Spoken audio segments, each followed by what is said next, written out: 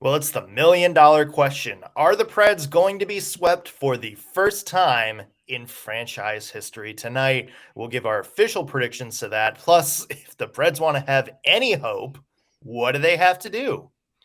Been trying to figure that one out for a couple of weeks now. Plus, it is another big question on social media. Why is Luke Kunin still in the lineup? Somebody finally asked John Hynes that question. He gave a pretty decent response, but do we agree with it? We'll talk about that today on the Locked On Predators podcast. Your Locked On Predators, your daily podcast on the Nashville Predators.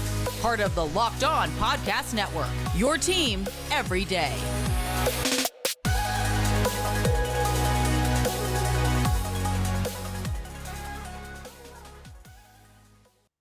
Thank you for making Locked On Predators your first listen of the day. I'm Nick Morgan. I'm a writer and editor at ontheforecheck.com, and I have a partner in crime. You do. I am Ann Kimmel. I'm a writer at ontheforecheck.com. Are we both hockeyed out at this point? Oh, it went from so much fun at some points in this season to like, we're not ending with a bang, it's ending with a whimper. And yeah, this has been an exhausting first round series on a number of levels, for sure. It really has. We're going to get into some of the reasons why, but first, want to mention today's show brought to you by our friends at Bet Online. Bet Online has you covered this season with more props, odds, and lines than ever before. Bet Online, where the game starts. Let's just lead into the big question, Ann. Are the Predators going to get swept tonight? Is there going to be a Game 5 this Wednesday? Or is tonight the magnum opus of this Predators season? I don't know. It would not surprise me at this point if the Predators got swept because they have not been able to do what they've needed to do. And it's not that I think that the Predators going into this we're going to sweep the Avs. We knew we were facing one of the top teams in the league. We knew we were facing, a really valid Stanley Cup contender. But Nashville has handed these games over. I mean, I kind of feel for the Avalanche because they're going to go into the second round kind of having coasted a little bit because Nashville just continues to hand these games over. And unless they make literally the last minute corrections that they've needed to make this series, I can see this game wrapping up at Bridgestone Arena. And that does not feel great considering where this team has been this season. This is not how the Predators want to finish a season because it's going to leave this team who has had some record-setting things happening, who has exceeded expectations in a number of ways. It is going to leave such a bad taste in the mouth of Nashville Predators fans. It may reframe how we look at everything that happened in 21-22 season.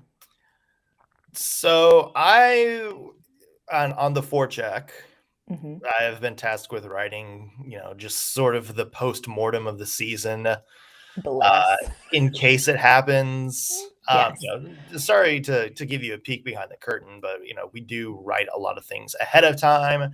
There is still something in our thing about Philip Forsberg being traded to the trade deadline. That's just, the way freelance blogging happens. You just kind of want to have something ready to go. So I've been kind of putting that together, and it really made me think, I remember last year where no one had any expectations for the Preds.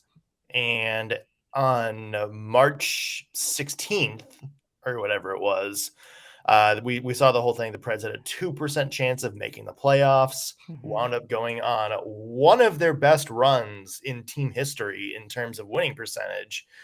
And not only made the playoffs, but made the Carolina Hurricanes sweat a little bit.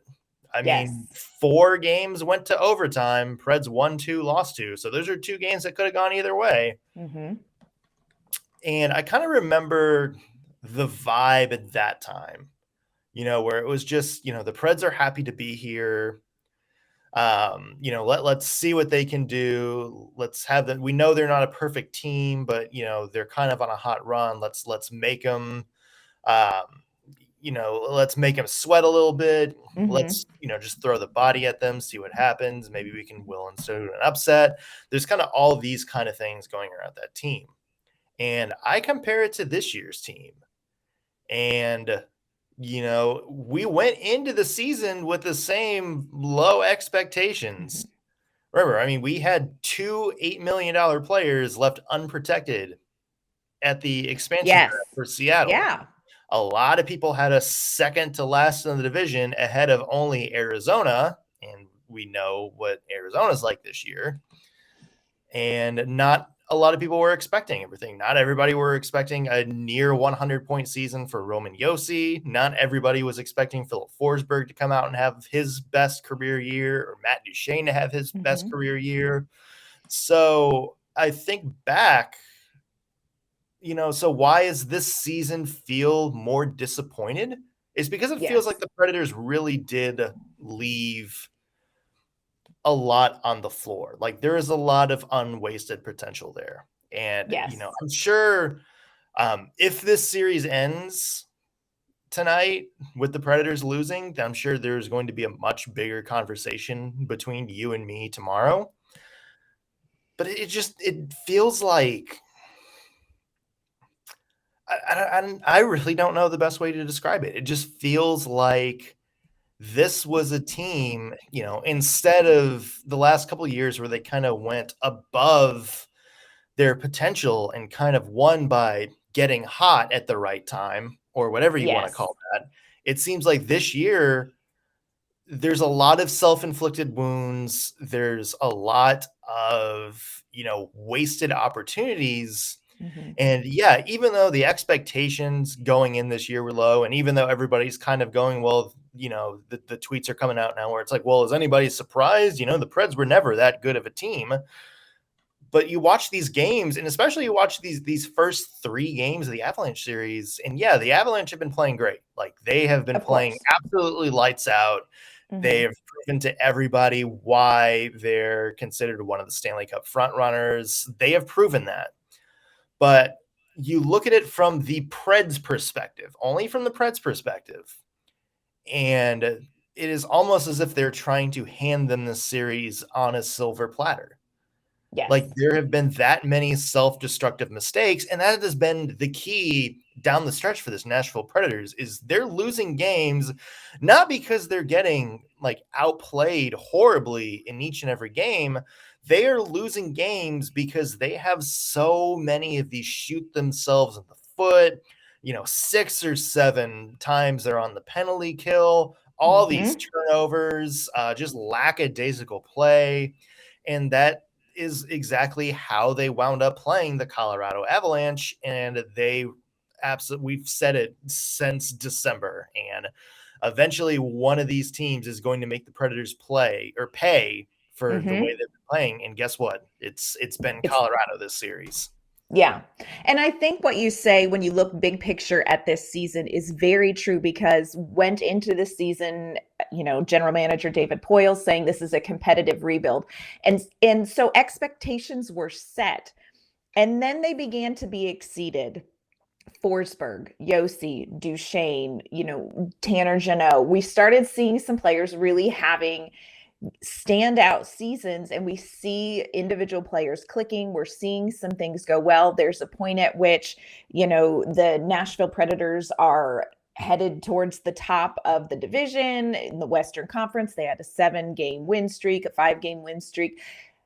But in the end, after all of that, I still don't think, because of the wasted potential, I don't think we have a better read on where this team is to start a competitive rebuild than we did at the beginning of the year, because we haven't seen consistently enough from this team what they really are. And that's been the most frustrating part, because there have been periods of time in this season where we're like, okay, if this team can play this well, they can beat any team in the league. And I stand by that. There are periods of time this season where the Nashville Predators were executing well, where players were hot, where things were clicking and they would have been able to compete against some of the best teams in this league.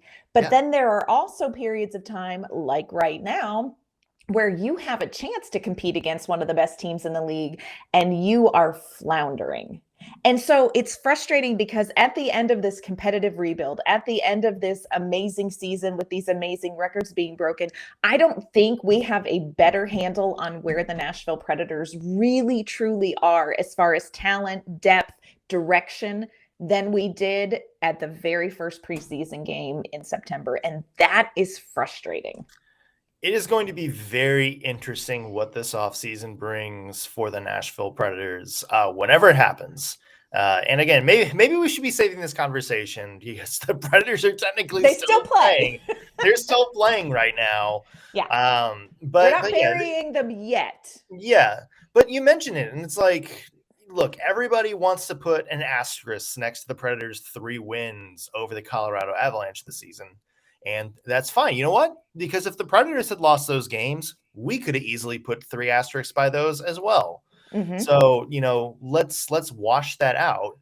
But, you watch them play. The one that really comes to mind is that January game against Colorado. Mm-hmm. You think, just back in March where they beat the Toronto Maple Leafs. They have had really good games against the Calgary Flames this year. Yes. They have absolutely dominated the Minnesota Wild this season. They've had, pretty decent games against teams like St. Louis and Boston. Some of these games or some of these teams that are kind of considered to be, the best in the NHL right now. Carolina Hurricanes are starting to look like, a pretty good team. They are. Yeah. Yeah. And so, I think back, and it's not just the fact that the Preds beat them. It's the fact that they looked great while doing it. They were playing all these complete games. They were minimizing, the other team's shots. They were really swarming. They looked every bit like they matched up with the best teams in the NHL. And for some reason down the stretch, it just looked like survival mode instead of, the same Preds we saw earlier in the season. And I think that's what's frustrated. And that's what makes me go back to, the wasted potential kind of comments I made earlier, because we know what the Preds are capable, how they're capable of playing. We have seen that earlier this season against really good NHL teams, including the team we're playing right now. And it just hasn't been there over the last couple of months. And the big $1 million question is going to be why. Yes. Yeah. And I think that's something that the Predators, regardless of how tonight goes or how the series ends, the Predators are going to have to wrestle with this because, as a parent, I look at this and I think this is, you think you have a C minus kid and all of a sudden they're bringing home A's in algebra. But at the end of the semester, they're on academic probation. And you're like, what the hell happened? You know what I mean? Like, this is a little bit where we're at with the Nashville Predators. We didn't expect much from you. You showed us what you're capable of doing. And in that, it's not even so much that they showed us a different talent level. They showed us a different execution level. They showed us a cleaner game. They showed us that they could eliminate these mistakes that are just killing them. And they have not brought that to this series. And I'm not saying that I feel like the Nashville Predators, this is a team that could compete for the Stanley Cup. No. I'm not sure they're that. But this is not a team that should be on academic probation. And here we are. Not a team that should be getting swept. No, they should not. And it is of their own making in a number of ways. And again, not taking anything away from the Avalanche, but this Nashville Predators team has not set themselves up for success in any of the games that they've played. Well, we're going to talk more about Game 3. We're also going to look ahead to Game 4 tonight. Also talk about Luke Kunin. That has kind of been a hot button issue around Nashville. Why is he still in the lineup? despite a lot of other people getting pulled earlier. John Hynes spoke about that finally, which is something, we didn't expect him to, but we'll get into his answer in a little bit because it's kind of interesting. First, I want to mention today's show, again, brought to you by our friends at Bet Online. BetOnline.net is your number one source for all of your betting stats and sports info. You can find all the latest sports developments, league news, reviews, and everything you need to know on this year's basketball playoffs, Major League Baseball, and the Triple Crown in horse racing. We had the Kentucky Derby this past weekend, Preakness coming up, 80-1 was the odds of this year's winner. So a $2 bet would have gotten you $160, which is kind of crazy. BetOnline is your continued source for all of your sports wagering information, from live betting to playoffs info to esports and more. Head to the website today or use your mobile device to learn more about the trends in action. BetOnline, where the game starts. So we're looking back on Game 3 a little bit, Anne. And I think it just kind of gives you a sense of how much of a mismatch this series has been, where I think the Predators, all things considered, played one of their best games of the series and still lost 7-3. Yes.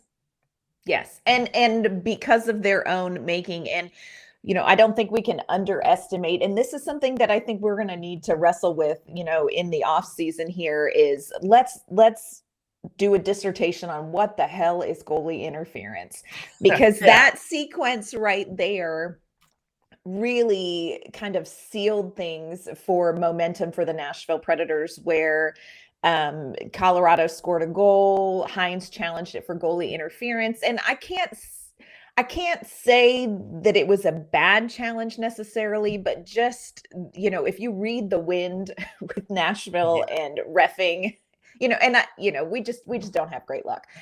But the goal was awarded. We were, the Predators were given a penalty. The Avalanche then capitalized on that. They were 4 for 5 on the power play. The Avalanche were 4 for 5. Think about what this game could have been like had the Nashville Predators stuck to 5-on-5 hockey for way more time. It just would have been a much more competitive game. But I think once you had that real quick 2-goal, momentum swing, it was just out of, the train had left the station, and it was just a difficult game to get back into for the Predators.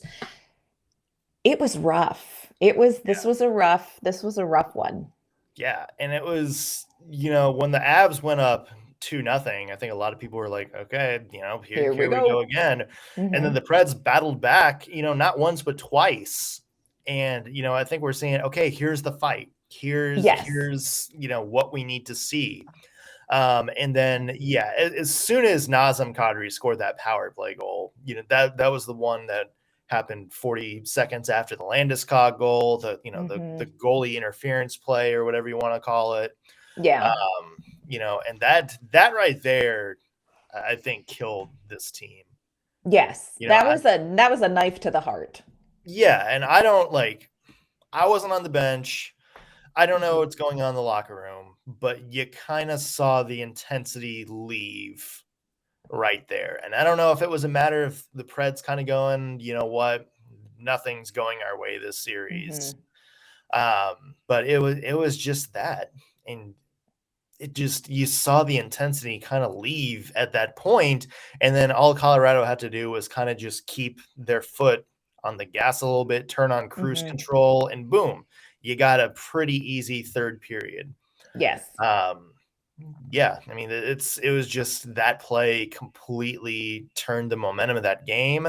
And, unfortunately at this point kind of looks like sealed the series for Colorado. Yeah. This really was a game that the Nashville Predators needed to win.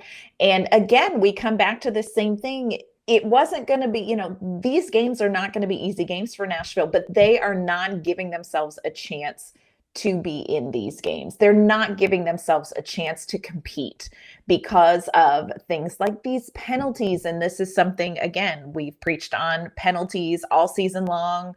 We've said this is going to come back to bite them in the rear end. Hello, teeth marks in your butt. This has been a huge issue for the Predators, and they're facing a team that's going to make them pay almost every time, 4 out of 5 times on Saturday. So you wonder how much has this team learned when we're still wrestling with the same issues that kind of got the Predators in trouble earlier in the season. It just muddies the water trying to get a read on where is this team? Where is this team? And again, as soon as the Predators are out of the playoffs, whenever that is, you and I are going to have a very, very interesting conversation about the direction of this team. Yes. Because I think you and I have very kind of varying opinions just based on some of our behind the scenes talks. It sounds like you and I kind of have different opinions on what the Preds should do. So that'll be fun. There's your tease to whenever the series ends, folks. Whenever the Predators bow out of the playoffs. But they're not out of it yet. So tell me, Nick, what do they need to do differently? Like, let's talk about what needs to happen tonight at Bridgestone Arena for the Predators to be in this game. Well, first off, they have to stay out of the goddamn box. I mean, that's first and foremost. I mean, yes. I feel like I'm in therapy based on how often we've said you have to stay out of the box. Yes. And it's the frustrating thing is it's the same calls. Each and every game. The totally avoidable stick penalties. What did John Hynes talk about when he was asked about the penalties after game 2? He's like, it's the stick penalties, the totally avoidable, like, you can't control your stick penalties. What happens, like, right at the start of the game? Tripping. Ellie Tolvanen. High sticking. Darren Helm. That leads to Colorado's first goal. What happens later in that period? Luke Kunin, high stick. That leads to an Avalanche goal. Philip Forsberg, the charging call on Logan O'Connor. Boy, that was something. I missed that one. That was prom picture time. So I did miss that call. So tell me what I need to know about that. So basically, Philip Forsberg was frustrated at a play on the other end. Basically you could tell, like, on the replay, he was just looking to clobber somebody. That was his one goal. Skates the entire length. He's pissed off. He skates the entire length of the bench, sees Logan O'Connor along the boards, and just takes strides the entire length of the ice and just clobbers him, runs right through him. But again, a penalty born out of frustration and a lack of discipline, rather than trying to make a play, like trying to be aggressive, anything like that. And that's, we said it, that's the kind of stuff that has killed the Preds all season long, and that's the stuff that's killed them in this series. So they got to stay out of the box. The other thing is you got to ask more out of your defense. Yes, you really do. And we have seen obviously we know Colorado is a fantastic offensive team, one of the best in the NHL. We knew this was going to be tough going in. We knew they were going to get a lot of chances on goal. But the defense hasn't done anything to slow them down. And it's not that they're just getting a lot of shots. It's that you're seeing a lot of defenders out of position. Yes. You're seeing them kind of lose track of who's around them. And that's led to some wide open chances. Sort of lackadaisical, not focused play. They look overwhelmed. Like they look like the kid behind the Jimmy John's counter where there's like a line of people behind the door and he's the only person back there working, and he's trying to keep track of this person's order is not right. This person is ordering right now, but they want something special. This person came back in. He wants some, like, a side of sauce. There's like Yes. all these things going around at once, and this, he's like, what? I love it. That looks like the Yeah. Predators defense right Yes. now is just like they look like they are being completely overwhelmed. And this is a veteran defense. Remember, this is supposed to be the strength of the Predators when you have guys like Roman Josi, Matthias Ekholm, Dante Fabro, who we've always talked about having a good season, veterans like Mark Borowiecki, who unfortunately was out again. Right. Guys like Matt Benning. So, all these people who had seen very, very good defensive seasons and have career statistically wise been very good at making the minor defensive plays absolutely crap the bed this series. Yeah. And it's very deer in the headlights. Part of that is Colorado just has been able to continue to attack and attack and attack, and the Predators have not done a good job of clearing the zone and setting up some extended offensive zone time for themselves. But there are lapses where you're seeing Avalanche players skating right down the slot. Like, we don't do that. Like, you can't let any team do that, but you certainly can't give Colorado shots in the slot that are uncontested. And we're seeing some of that kind of thing. And I think it is surprising, Colorado's a great offensive team, but it is the quality of chances that the Predators defense has been giving up that is concerning and a little bit surprising. I think it's also surprising, and one of the things that I think needs to happen tonight is the Predators have got to put some offensive pressure on Darcy Kuemper or whoever is in net. And Kuemper did leave Saturday's game with an injury to his eye. It was just this bizarre freak accident. Johansson's stick went through the slit and caught him in the eye. Scary moment. You can tell in like the post-game comments and stuff and some of the media yesterday, like how shaken up Ryan Johansson was from that too.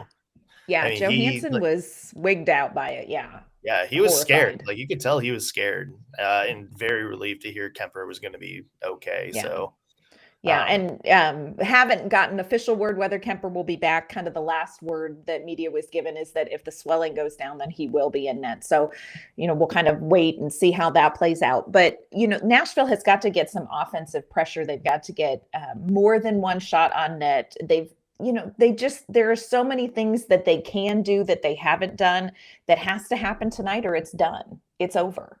So a lot needs to happen in these 60 minutes. Yeah.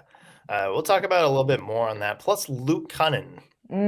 Why we finally get an answer from John Hynes on why he has not been scratched yet this season, despite having a few very, very bad games down the stretch. We'll hear from him in just a second. First, want to let you know that this episode's brought to you by our friends at Built Bar. Summer's coming, and with summer, you're going to need some food you can take with you on the go, on your adventures, and Built Bar are exactly what you need to take with you. You can throw them in your bag, throw them in your beach bag, throw them in your kid's backpack. Make sure that you pack the Built Bars so everybody is fueled for whatever your summer adventures are. The best part about Built Bars is that they are healthy and they are delicious, which matters. No more sacrificing good taste for health. With Built Bar, you get both, and it's easy. All you have to do is go to built.com and order Built Bars now. All Built Bars and Puffs are covered in 100% real chocolate. That means with Built Bar, you can eat healthy, but you feel like you are having a little treat. And you can try Built Bar Puffs. Yeah, they are very popular in our house. They come in crazy flavors: banana cream pie, cinnamon churro, which is a big hit. If you want a protein bar that tastes great, you need to try the Built Bar Puffs. They only have 140 calories. And if those two flavors don't appeal to you, you might want to try the mix box. It comes with 12 flavors of bars and puffs, and they are all delicious.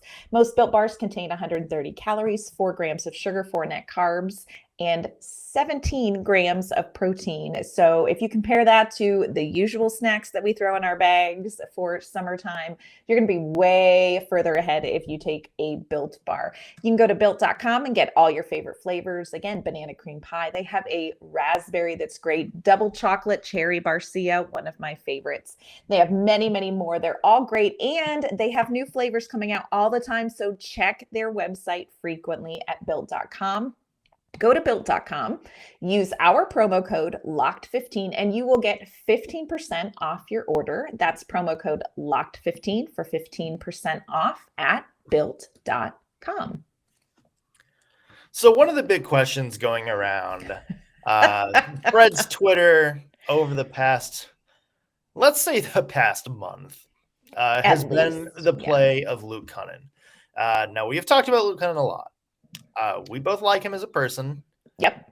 Very, has the potential to be a very good player. Mm-hmm. Has not played well down the stretch. And a lot of us have kind of gone, okay, maybe the Predators should scratch him. Maybe, we just need to take him out of the lineup for a little bit, have him refresh. Have this be like an Eeli Tolvanen situation where it's like, you know what, just take a game off. Like, get your head right. You're not feeling it right now. Come back with a fresh set of eyes. For whatever reason, Luke Kunin has kind of been immune to that. We have seen other players around him kind of get the treatment, kind of been taken out for a game. It has not come to Luke Kunin yet. We thought we saw Cody Glass get called up on Saturday, and that was our first thought. It's like, okay, they're making some major changes. And instead, it's Michael McCarron and Nick Cousins that come in the lineup, and Kunin gets elevated. He goes on the line with Ryan Johansson. So it's like, at that point, it's like, oh, what's going on? What pictures does he have of John Hynes? Yeah, like, is there like the visual? Yeah, is there like some like secret Russian meeting that Hynes took place that he's got a videotape of somewhere? And it's like, no, you will put me on the second line. Or is Hynes like Kunin's Secret Santa? Like, we had a number of theories behind the scenes that we were kind of working on. Yeah, this is like Guardians of the Galaxy 2, where like Yondu is just secretly protecting Peter Quill at all costs. Mm-hmm. Yeah. It's a whole thing. So, huge question in Nashville with the media, among the fan base. Finally, somebody delicately broaches the subject with John Hynes, and this is what Hynes had to say about Luke Kunin. I think in certain situations you look at, we've tried a lot of different combinations in the top six. I think that, when you get Luke right now, obviously the production isn't where it needs to be, but I think from a play without the puck standpoint, he's pretty reliable. I know the guys that are in the top six, there's trust there to be able to play with them, and we have worked with them. I know he's working with it to try to be able to produce, but I think sometimes when you get in some of these matchups, when your top two lines are playing against the caliber top two lines here, is it's a lot to take on sometimes for a young player. And that's where, you look at the different combinations of, he does have the ability to score. He's proven that. It hasn't gone in for him this year, but there's a lot of things that he brings to the table, I think that we value and his teammates value. Okay. So. Let's talk. First off, we talk about him being veteran player. He's what? Just 2 years older than Tolvanen.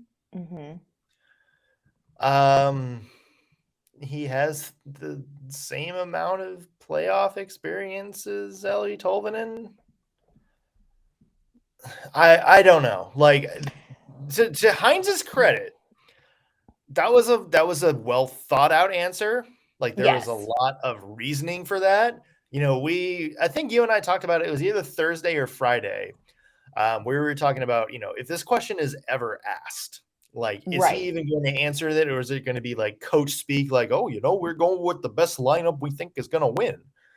I love that. That was great. That's my hockey coach voice. That was great. And so for him to kind of give this in depth, and credit to Adam Vingen for finally kind of putting that question in a way That you that can ask it. Hynes, that didn't sound confrontational, that Hynes could kind of expand on, and he did. I just don't know if I agree with anything he had said, Anne. I think the thing that jumped out at me that maybe felt like a clue, because I really do feel like you almost have to be Scooby-Doo to kind of sort through it. And not that Hynes gave, the vague, dismissive answer. I feel like he gave a pretty thorough answer, but I think one of the things that jumped out at me that maybe means more is that there is trust in the top six in him. And I wonder how much of the feeling of some of the top six players weighs in on Kunin staying in the lineup, if they feel comfortable with him, if there is a chemistry thing, if there is a, this is the guy we trust most out of the options sort of thing coming from the other players. But it's a tough sell from the stands looking in, because if you look at performance, Luke Kunin is one of those guys that is checking for snacks in the sin bin for dumb reasons. Yeah. He consistently has the munchies on the ice. And again, when this is your team's biggest problem, I don't know. And statistically, obviously Kunin has not done well producing offensively.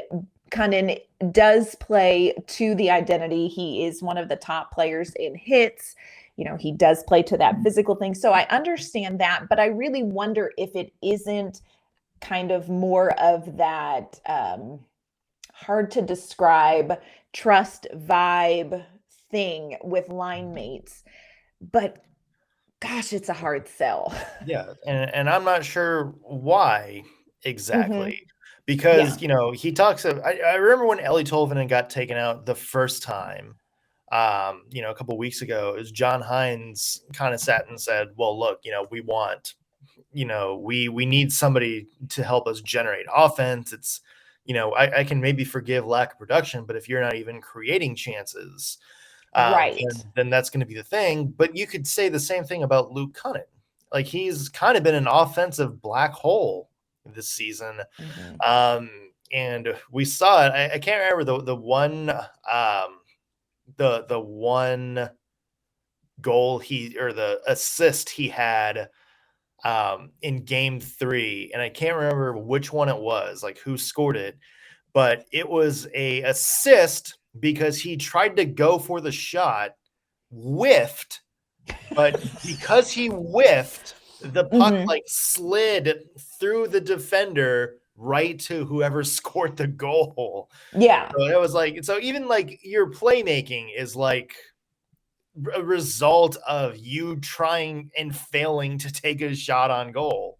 Yeah. So, Well, and it's interesting because John Hynes is very consistent in what he does. He is very consistent in, if you produce, you get ice time. Like, it is in a lot of ways a mathematical equation. And so, which is good, because I feel like we didn't have that under Peter Laviolette, and players and fans were left wondering what the heck is happening with the lineup.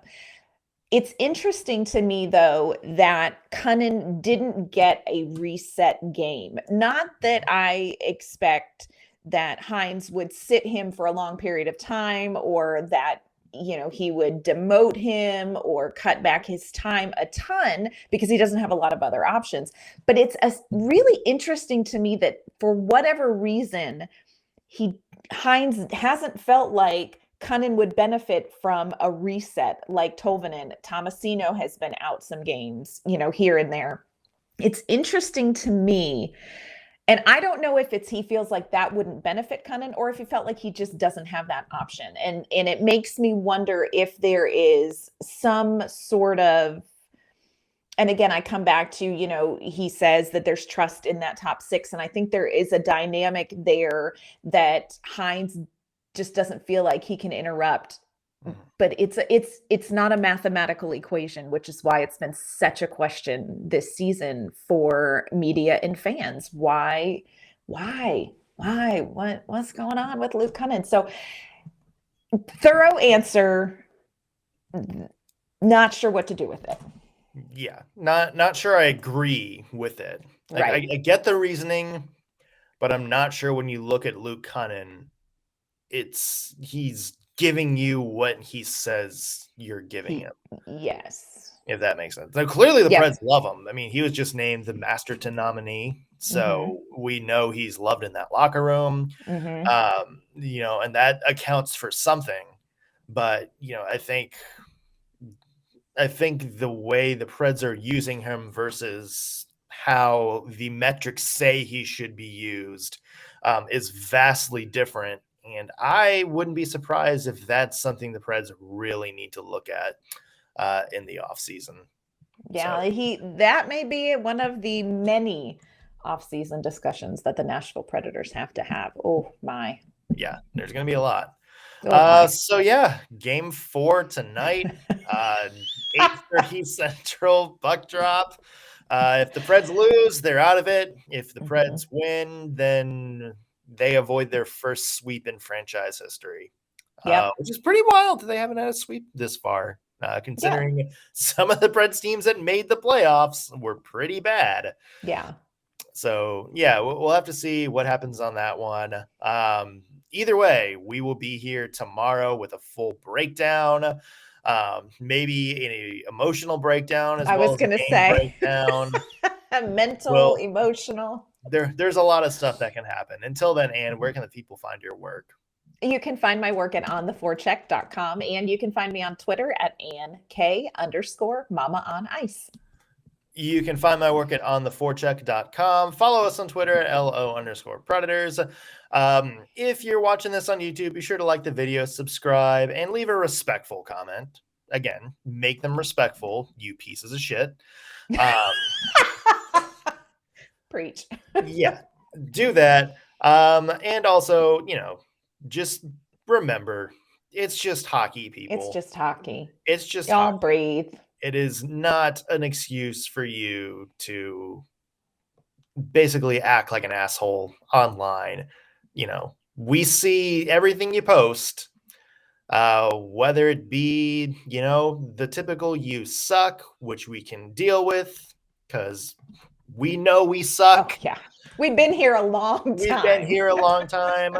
But we certainly draw the line at certain comments, certain slurs, certain things like that. So if you're going to comment, for the love of God, be respectful. It's just hockey, people. It is not worth losing your head or your job over. So be respectful. Keep it. Yeah. That's going to do it for us today on the Locked On Predators podcast. Thank you for making us your first listen of the day. We will be back tomorrow with Game 4 recap.